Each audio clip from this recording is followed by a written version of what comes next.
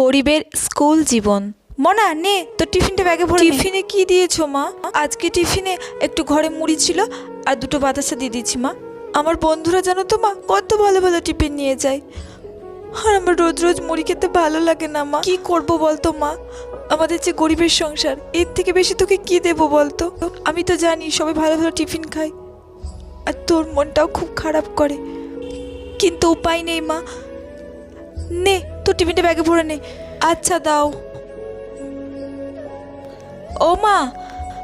হ্যাঁ মনা বল। ও মা বলছি আমাকে একটু টাকা দাও না গো। টাকা? আমি টিফিনে আইসক্রিম কিনে খাবো, আমার সব বন্ধুরা টিফিনে কিনে খায়, আমারও খুব ইচ্ছে করে মা। আইসক্রিম খাবি? আচ্ছা দাঁড়া দেখছি। মনা আমার কাছে 5 টাকাই আছে। 5 টাকা? এতেই হয়ে যাবে মা। কি মজা, আজকে আমি টিফিনে আইসক্রিম কিনে খাবো। সাবধানে যা। কমেন্টে মা লিখে লাইক করে সাবস্ক্রাইব। বড়বেলায় পরীক্ষা দেওয়ার আগে ভাবনা। কালকে তো সকালে পরীক্ষা, আমার তো কিছুই পড়া হয়নি, কিছুই পারবো না। ধুর, এই রিলস বানানোর চক্করে পড়াশোনা কিছুই হচ্ছে না। যাই হোক, এখন আমি মন দিয়ে পড়িনি, কালকে আমার সকালে পরীক্ষা, এখন আর মোবাইলের দিকে তাকাবো না। হ্যাঁ, ফোনে আবার কে কি সেন্ড করে যাচ্ছে, একটু দেখবো। একটু দেখি, এখনো তো অনেক সময় আছে, সবে তো রাত 10টা বাজে, সারা রাত ধরে পড়বো আমি, তারপরে সকালে পরীক্ষা দিতে যাব। এখন একটু ফোনটা দেখে নি। বাবা কি সুন্দর ভিডিওটা।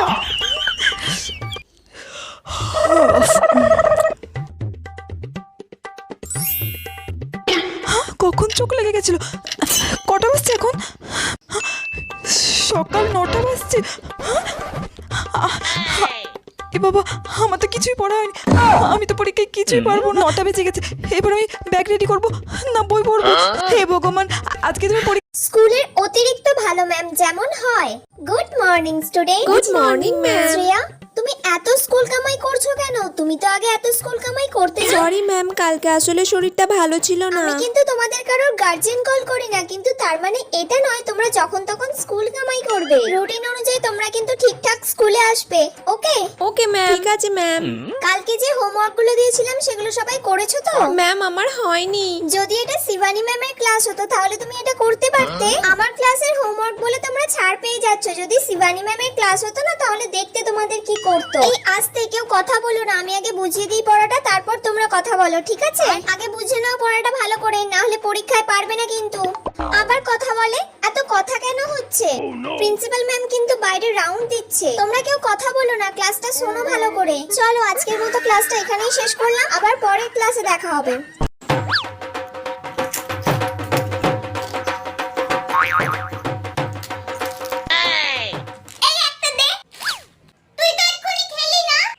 তুই তোরটা খেয়ে আমারটা চাইবি না? আরে তোরটাতে বেশি ছিল, আমারটাতে কম ছিল। মোটেই না। আরে মা বলেছে। মা এরকম কিছু বলেনি। যা যা মাকে গিয়ে জিজ্ঞাসা করে আয়। আমি জিজ্ঞাসা করে আসছি। আরে চিপসটা নিয়ে কোথায় যাচ্ছিস? চিপসটা রেখে দাও, ওটা তো পড়ে যাবে তাহলে সিঁড়ি দিয়ে। তুই ধর এটা। এক্ষুনি আসছি আমি। মিথ্যা কথা বলা না। মা মোটেও কিছু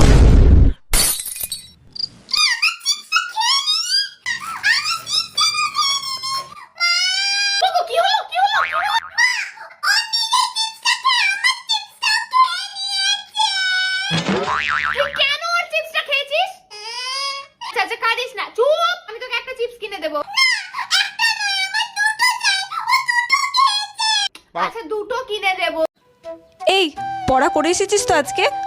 হ্যাঁ দিদিমণি, তুমি আমাকে কালকে সেই পায়ে মেরেছিলে না, আমার জন্য তো খুব ব্যথা হয়েছিল কাল রাত্রে পায়ে, আমি সারা রাত ঘুমোতে পারিনি। আজ যদি পড়া না পারিস তাহলে আরেকটা পা আছে, ওটাকে মেরে ব্যথা করে দেবো, দেখবি?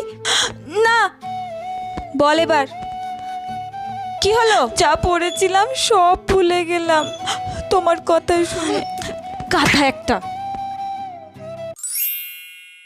ধুর, আবার এই অবাধ্য বাচ্চাটাকে পড়াতে আসতে হলো। কি করব, টাকার তো খুব দরকার, আর ভালো মাইনেও দেয়। তুমি আবার পড়তে চলে এসেছো? আমি তোমাকে বলেছি না আমি তোমার কাছে পড়বো না? পড়তে তো হবে, না পড়লে বড় হবে কি করে? তাহলে তোমার ফোনটা আমাকে একটু দিতে হবে, আমি গেম খেলবো, তারপরই পড়বো। ঠিক আছে নাও, কিন্তু একবারের জন্যই। আজকে শুধু বাংলা পড়বো, আর কিচ্ছু পড়বো না। দাও। ঠিক আছে, তাই পড়ো। ব্যাক বেঞ্চার যখন পরীক্ষায় বেশি নাম্বার পায়। তা বলো, কাল তো তোমাদের রেজাল্ট বেরিয়েছে, সবার রেজাল্ট ভালো হয়েছে তো? শ্রেয়া, কত পেলে তুমি? তুমি তো ক্লাসের টপার। ম্যাম 80 পেয়েছি। ও মা, 80 মার্কস হয়েছে মাত্র, কেন 90 আপ হলো না? না ম্যাম, হয়নি 90 আপ। আচ্ছা ঠিক আছে, বসো বসো। সতীশ না, এবার তুই ওঠ, কত পেলি বল? ম্যাম আমি 95 পেয়েছি। তুই 95 পেয়েছিস? তোর পাশে কে বসেছিল? শ্রেয়া বসেছিল নাকি? ম্যাম আপনি না থাকলে তো আমি এত নাম্বার পেতামই না। সে তো আমি পড়াশোনা ভালো করাই, আমি তো জানি। যা যা পড়িয়েছিলাম তাই তাই তো পরীক্ষায় এসেছে। আর তো পড়ানোর টেকনিক আছেই। না না ম্যাম, আমি আপনার পড়ানোর টেকনিকের জন্য বলিনি আমি বেশি নাম্বার পেলাম। আপনি যা পড়ান তা তো আমার মাথার উপর দিয়ে যায়। কিন্তু আপনি যদি পরীক্ষার আগে আমার দাদুর দোকান থেকে প্রিন্ট আউটটা না বার করতেন কোয়েশ্চেন পেপারগুলোর, তাহলে তো আমি এত নাম্বার পেতামই না। ছোটবেলায় পড়তে গিয়ে যা হতো ভার্সেস বড়বেলায় পড়তে গিয়ে যা হয়। ছোটবেলা, আজকে তো আমি সব পড়া করে এসেছি, আজকে স্যার যা যা ধরবে আমি সব পারবো। বলো, পানিপথের যুদ্ধ কবে হয়েছিল? স্যার আমি পারবো, আমি দূর, স্যার তো আমাকে ধরলোই না। এবার বলো, দ্বিতীয় বিশ্বযুদ্ধ কবে হয়েছিল? স্যার পারবো, আমি পারবো স্যার, এটা আমি বলবো। দূর, এটাও ধরলো না। বড়বেলা, পড়তে তো চলে এসেছি, কিন্তু আজকে তো আমি একটাও পড়া করে আসিনি। জানি না আজকে স্যার কি বলবে। আজকেই আবার স্যার পড়া ধরবে। ব্যাস হয়ে গেল। এর পেছনে লুকিয়ে যাই, একদম মাথাটা নিচু করে রাখ। এই সত্য, সর সর সর, ওদিকে যা। দূর, তাড়াতাড়ি কেউ উত্তরটা বলতেও পারছে না। কেউ একটা বলে দিলে আমি বেঁচে যেতাম। যাক বাবা, এবারের মতো অন্তত বেঁচে গেছি। এই কোয়েশ্চেনটাই আমি অর্ধেকটা হাত তুলে আর নামিয়ে রাখি, যাতে স্যার নিজেই কনফিউজড হয়ে যায়। যাক বাবা, এটাও বেঁচে গেছি যা হোক করে।